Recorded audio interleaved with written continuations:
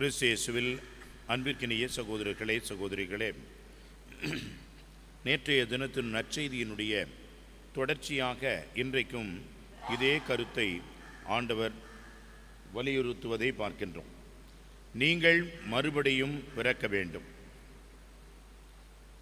அன்புக்குரியவர்களே, இந்த வார்த்தைகளை எப்படி புரிந்து கொள்வது என்பதற்குத்தான் இன்றைக்கு ஆண்டவர் விளக்கத்தை கொடுக்கிறார். நிக்கோதேம் என்பவருக்கு இந்த விளக்கத்தை அவருக்கு புரிகின்ற விதமாக விளக்குகின்றார். அன்புக்குரியவர்களே, இது எப்படி நிகழும் என்று கேட்டதற்கு, நீர் இஸ்ராயலை வழிநடத்துகின்ற போதகர், உமக்கு இது தெரியாதா என்று சொல்லி ஆண்டவர் இறுதியாக ஒரு வசனத்தை சொல்கின்றார். பாலை நிலத்திலே மோசேயால் பாம்பு உயர்த்தப்பட்டது போல மானிட மகனும் உயர்த்தப்பட வேண்டும் என்ற வார்த்தைகளை சொல்கின்றார். அன்புக்குரியவர்களே, நாம் இந்த உலகத்திலே பிறக்கின்றோம். இந்த பிறப்பு என்பது நம்முடைய அழைப்பை குறிக்கிறது. இந்த உலகத்திற்கு நாம் வருகின்றோம் என்பதை நமக்கு நினைவூட்டுகின்றது. ஆனால் இன்னொரு பிறப்பு இருக்கின்றது. அந்த பிறப்பு என்பது மீட்பு என்பதை சார்ந்திருக்கிறது. முதல் பிறப்பு என்பது இந்த உலகத்திலே இறைவனால் நமக்கு கொடுக்கப்படுகின்ற ஒரு வாய்ப்பு. கடவுள் தாமே நம்மை இந்த உலகத்திற்கு அனுப்புகின்ற ஒரு அற்புதமான ஆசீர்வாதம். எங்கே யாருக்கு நான் மகனாக மகளாக பிறக்க வேண்டும், எப்படி பிறக்க வேண்டும், எந்த குடும்பத்தில் என்று எதையுமே என்னால் செய்ய முடியாது, எதையும் என்னால் தேர்ந்தெடுக்க முடியாது. ஆனால் ஆண்டவர் எனக்கு கொடுக்கின்ற அந்த அழைப்பை ஏற்ற வகையிலே நான் என்னாருக்கு இந்த குடும்பத்திலே இப்படியாக பிறக்கின்றேன் என்ற ஒரு அற்புதமான ஒரு அதிசயத்தை ஆண்டவர் நமக்கு நிகழ்த்துகிறார், இந்த உலகத்திற்கு அனுப்பி வைக்கிறார். ஆனால் இரண்டாவது நிகழ்வு என்பது தான் ஆண்டவர் சொல்வது, மீண்டுமாக நாம் பிறக்க வேண்டும். அப்படி என்றால் நம்முடைய விசுவாசத்திலே நாம் உறுதிப்பட வேண்டும். மீண்டுமாக நாம் ஆண்டவருடைய அந்த விசுவாசத்திலே பிறக்க வேண்டும் என்று விரும்புகின்றார். எனவே தான் அன்புக்குரியவர்களே, அருட்சாதனங்கள் என்பவை நமக்கு இதற்கு உதவியாக இருக்கின்றன. திருமுழுக்கு என்ற அருட்சாதனம், மீண்டுமாக நாம் பிறக்கின்றோம். எப்படி? கடவுளுடைய பிள்ளையாக நாம் பிறக்கின்றோம். பாவம் என்பது நம்மிடமிருந்து அகற்றப்படுகிறது. நம்மிடம் இருக்கின்ற அந்த பிறப்பு நிலை பாவம், ஜென்ம பாவம் என்பது அகற்றப்பட்டு இறைவனுடைய பிள்ளையாக நாம் மாறுகின்ற பொழுது அது மீண்டும் ஒரு பிறப்பாக அமைகிறது.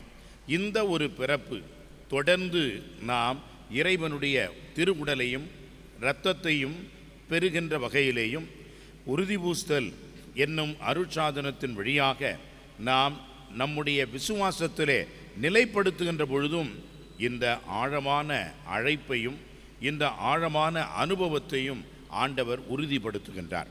இதுதான் மீண்டும் பிறக்கின்ற ஒரு நிகழ்வு.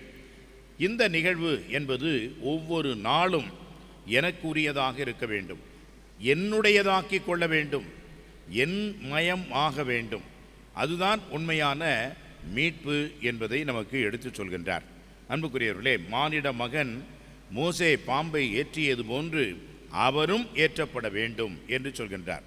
இயேசுவை பார்க்கின்ற எல்லோரும் மீட்பு பெறுவார்கள் என்று அவர் அங்கே உணர்த்துகின்றார். அன்புக்குரியவர்களே, ஆண்டவர் இயேசுவும் அந்த வெண்கல பாம்பை போன்றுதான் அவரும் ஏற்றப்பட்டார். அவரை பார்த்தவர்கள் நம்பிக்கை கொண்டார்கள். அவரிடம் நம்பிக்கை கொண்டவர்கள் அவர்கள் மீட்பை பெற்று கொண்டார்கள். எனவே தான் பாருங்கள், அந்த நல்ல கள்ளனுக்கு ஆண்டவர் சொன்ன வார்த்தைகள் பாருங்கள். இன்றே நீ என்னோடு வான்வீட்டில் இருப்பாய், என்னோடு இருப்பாய், வான்வீட்டில் இருப்பாய் என்று மீட்பின் வார்த்தைகளை அங்கே உறுதிப்படுத்துகின்றார் ஆண்டவர் இயேசு. அப்படி என்றால் இந்த மீட்பு என்பது நம்மை பொறுத்து இருக்கிறது. இடப்பக்கத்தில் இருந்த கள்வன் என்ன செய்கின்றான் பாருங்கள். ஆண்டவர் இயேசுவை ஏற்றுக்கொள்ள மறுக்கிறான். அவனுக்கு அந்த சுதந்திரத்தை ஆண்டவர் கொடுக்கின்றார். ஆனால் அவன் அந்த மீட்பை இழந்து போய்விடுகின்றான். பேதுரு பாருங்கள், ஆண்டவர் இயேசுவை காட்டி கொடுக்கின்றார், அவரை மறுதலிக்கின்றார், எனக்கு தெரியவே தெரியாது என்றெல்லாம் சொல்கிறார். ஆனால் மீண்டும் மனம் வருந்துகிறார். அதனால் அவர் தனது மீட்பை பெற்றுக்கொள்கின்றார். ஆனால் யூதாசை பாருங்கள், அவன் கடைசி நேரத்திலே காசுதான் எல்லாம் என்று நினைத்திருந்தவன் காசை வீசி எறிந்து கடவுள் மேலேயே நம்பிக்கை இல்லாமல் தன்னுடைய வாழ்வை அவன் முடித்து கொள்கின்றான். இவர் மீட்பை பெற்றார், அவன் மீட்பை இழந்தான். இதுதான் மீண்டுமாக நாம் பிறப்பது என்பதாகும். எனவே இறை அனுபவத்தை நாம் பெற்றுவிட்டோம் என்று சொன்னால் மீண்டுமாக நாம் பிறக்கின்றோம். இந்த இறைவனுடைய பிள்ளையாக நாம் மாற்றப்படுகிறோம் என்று சொன்னால் மீண்டுமாக நாம் பிறக்கின்றோம்.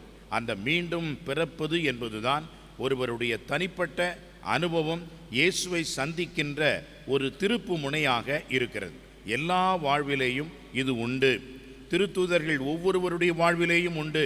எனவே தான் பவுலடியார் சொல்கிறார், கடையனாக தப்பி பிழைத்த பிறந்த எனக்கும் இறைவன் தோன்றினார். தமஸ்கு நகர் நான் செல்கின்ற அந்த வேளையிலே என்னை தடுத்தாட்கொண்டார், என்னோடு பேசினார். எனவே நானும் திருத்தூதர்தான் என்று தனது அழைப்பிலே உறுதிப்படுத்தியவராக அவர் மீண்டுமாக தன்னுடைய வாழ்வை மாற்றிக்கொண்டார்.